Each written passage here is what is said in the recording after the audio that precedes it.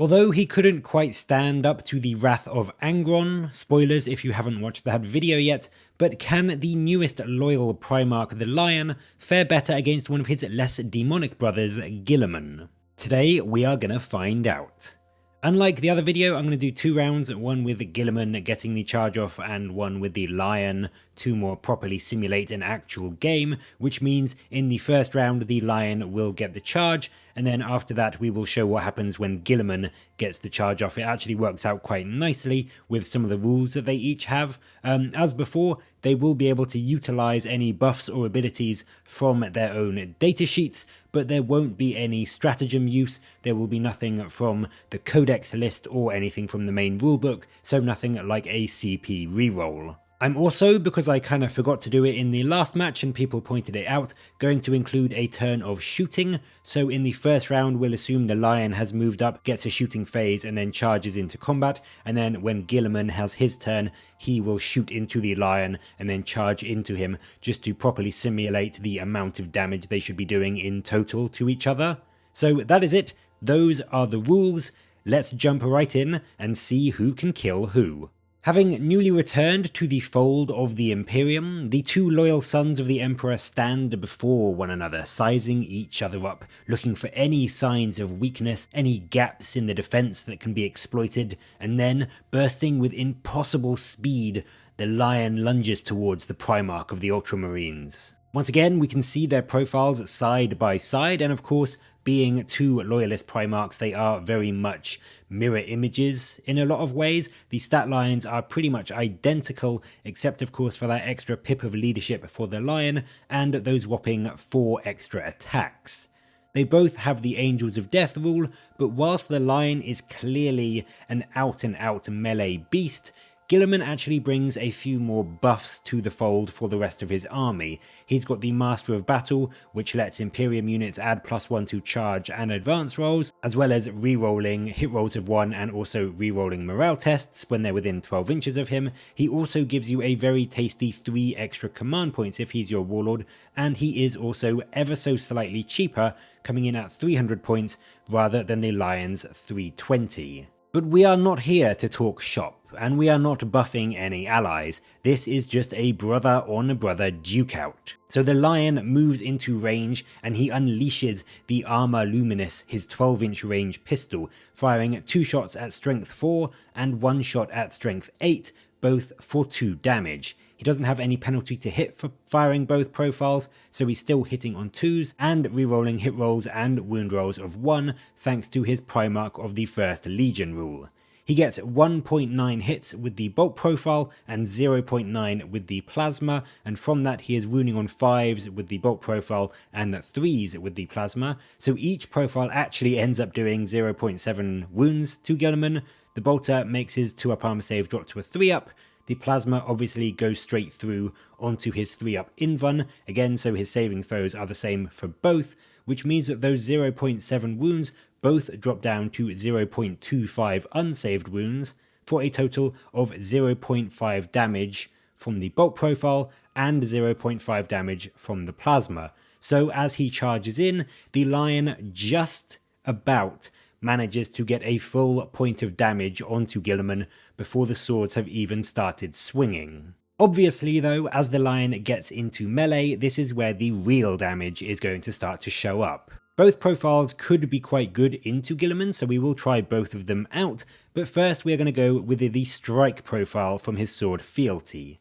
With 11 attacks on the charge, the Lion smashes his blade into the Armour of Fate, and with his rerolls of 1 to hit and to wound, he gets 10.6 hits through. At strength 10, he will be wounding on 3s, so a whopping 8.3 wounds will crash through into the bright blue armour of the 13th Primarch.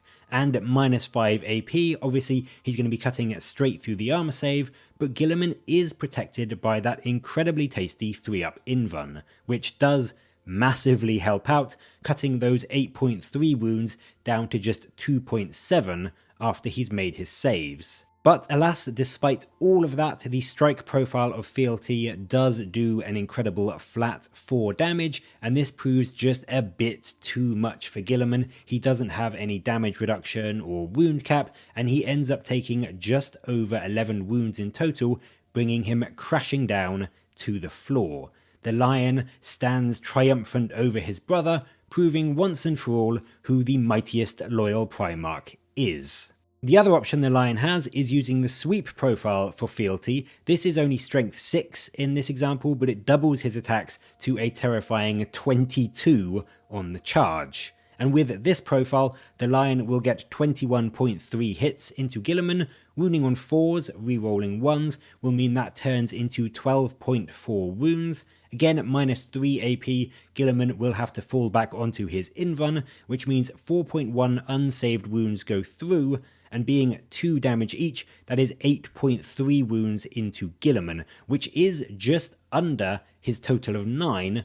But then, if you remember, the lion did shoot with the Armor Luminous as he charged in, which did just about 1 damage, meaning in total, Math Hammer being Math Hammer, Guilliman should take just over 9 wounds, 9.3 to be precise, so even with the sweep profile, although it's not quite as good into Guilliman, the sheer unrelenting barrage of thrusts and stabs and parries and ripostes mean that the Guilliman should be laid low by the lion no matter which profile you use. But of course, Guilliman isn't out of the fight yet, because he does have a trick up his sleeve. He has the Armor of Fate, which doesn't just give him his 3-up invuln, it means that when he is destroyed, you can roll a dice, and on a 4+, he can stand up outside of engagement range with d6 wounds remaining, which means that after the lion has charged in and killed Guilliman, he still has a 50-50 chance of getting back up and facing down his brother again, and on average, if he does get back up with a d6 roll, he should have about 3.5 wounds on his profile. So if that happens, Guilliman does stand up, and then of course in his following turn, he will get to shoot into the lion and then try and take him down with his own charge. So let's see what Guilliman does to the lion when he gets to have a turn. On his own front, Guilliman does give himself rerolls to hit, but he doesn't get to reroll his wound rolls because on that profile it specifies core units only. So he is going to have a bit of a tougher time getting those wounds through onto the lion's T6 stat line. But of course he is a Primarch, he has some very nasty weaponry, so he can still do a good bit of damage. And as he stands up again due to his Armor of Fate, Guilliman unleashes the shooting profile of the Hand of Dominion, his mighty power fist, and at rapid fire 3, he will get 6 shots off because he's going to be just outside engagement range, so he will be well within 12 inches, and it is strength 6, minus 1 AP, and a flat 2 damage. With his hit rerolls, that ends up being 5.8 hits, of which 2.9 wound, and then the lion will get brought to a 3-up armor save thanks to the minus 1 AP, which means 0.97 unsaved wounds go through, and with a flat damage of 2, there should be about 1.9 damage caused to the lion as Guilliman begins his charge. Guilliman, like the lion, has 2 separate melee profiles, one for his power fist, the Hand of Dominion, and one for the Emperor's Sword. So first up, we're going to use the Hand of Dominion. This is times 2 strength, minus 3 AP, and a flat 4 damage. There is no penalty to hit, so with Guilliman's 7 attacks on the charge, he causes 6.8 hits, and wounds on 2s now thanks to his strength 12, so even without any rerolls, he still gets through a terrifying 5.6 wounds. The lion, unlike his brother, doesn't have a 3-up invuln to fall back on, he just has his 4-up, so even though he's got the Emperor's Shield, this drops it to 2.8 unsaved wounds, and at a flat 4 damage each, it means the lion pretty much gets mulched into paste with 11.3 damage going through from Guilliman's fist. It's worth remembering the Emperor's Shield does have the Reflect Mortal Wounds back on a 6 ability, so as he goes down, the shield will push around 0.93 mortal wounds back onto Guilliman, so the lion could, in theory, with a bit of lucky rolling, kill Guilliman again, even after he's stood up with the Armor of Fate, if you just roll a 1 on the d6 for the number of wounds you get back, but with average rolling, meaning Guilliman should stand up with around 3 to 4 wounds. Even with those mortal wounds reflected back, it is likely that Guilliman will be able to survive that damage back, so he should be able to kill the lion and still keep on trucking. Obviously, the Armour of Fate is only a 50-50 chance, so you can't reliably use that to say Guilliman will beat the lion, because if the lion does kill Guilliman first, there's only a 50% chance he's going to stand back up. But if he does, it certainly looks as though the lion will be in trouble when Guilliman gets his own charge off. But what about Guilliman's other weapon, the Emperor's Sword, which is lore-wise possibly one of the most powerful weapons in the entire setting, and it is capable of permanently killing demons. It is a flaming, terrifying beacon of hope for all of humanity. And this thing swings at strength +2, so it's strength 8, -4 AP, and a not quite as good but still pretty scary flat 3 damage. Where the real scariness of this weapon comes in is that on wound rolls of 6, it does an extra D3 mortal wounds in addition to any other damage. So compared to the 11.3 damage from the Hand of Dominion, will the Emperor's Sword do better, or will the lion actually be able to survive an onslaught from Guilliman with the Sword of the Emperor? Again, with 7 attacks, he will hit 6.8 times, but now he's only wounding on 3s instead of 2s, and with no wound rerolls, this means he only causes 4.5 wounds onto the lion. Again, the lion will have to fall back to his invuln save, so 2.2 wounds will go through, and at a flat 3 damage rather than 4, he takes just 6.8 wounds from the sword. But of course, we've got the mortal wounds to count for as well. So with 6.8 hits, the wound roll will then lead to, on average, 1.13 wound rolls of a 6, meaning there will definitely be some mortal wounds to account for as well. And with a D3 roll being an average of 2, that means an extra 2.2 mortal wounds on top of the 6.8 damage from the main sword profile, meaning just by the very skin of his teeth, the sword attacks should also kill the lion, doing, math hammer wise, I think around 9.07 damage all in.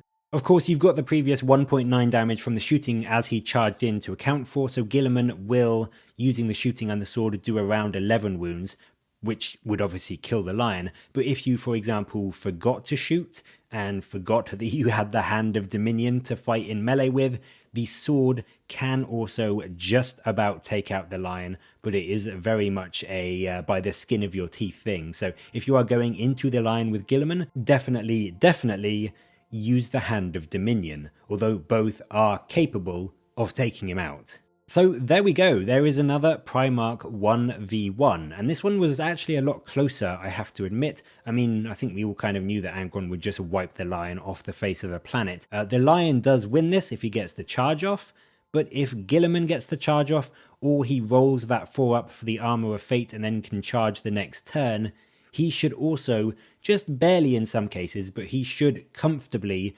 take out the lion when he gets to charge, and still be alive to keep leading the rest of your army.